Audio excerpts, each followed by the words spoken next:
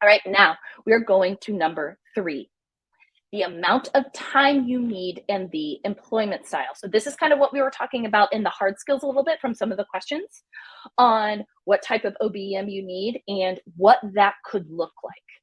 So let's just say that you understand what you need this person to go do, what you need them to be responsible for, what you need them to go own. And let's say you've already been super honest on the type of work style you have, the type of communication style you have, and the type that you don't want to work with. All right. Now it's time to start figuring out how much help you need. And this always trips people up because they don't know where to start. And before we even get there, I want to talk about a couple mistakes that I see. Your OBM does not need to be a full-time hire.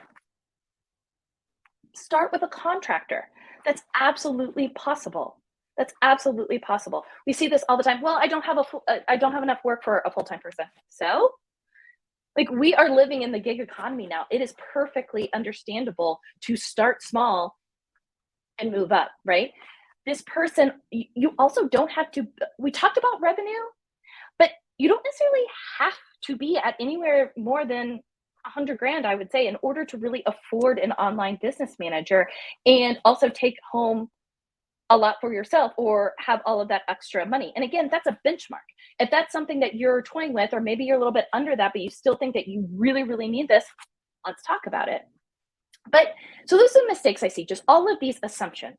But the first thing you need to go do to figure out the amount of time is an activity inventory. An activity inventory. And I know a lot of you are rolling your eyes because even when I was like thinking through what I was going to say here and what really the tool is here, I was like, God, I hate these.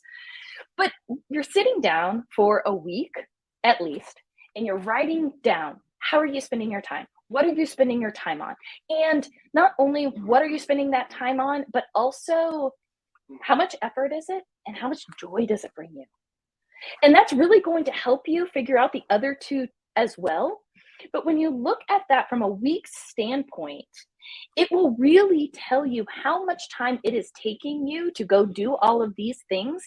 And then you will have a starting point of how much time you need from this person from a weekly, monthly, quarterly basis. It's really going to help you with that benchmark so you have a slight understanding. And then where we see people succeed the most is you start there and then the hours go up as your business and as your revenue and as your profit goes up. And you can always go to a full-time role if that is something that you need. So we talked about, hey, you need the hard skills. We talked about, hey, you need the soft skills, figuring out all those.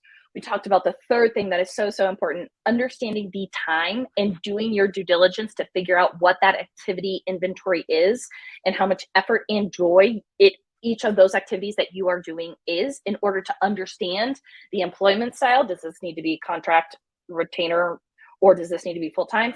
And how much time do you really need to start with? And start weighing those pros and cons. So I'm going to pause there. What other questions are there about hiring your online business manager?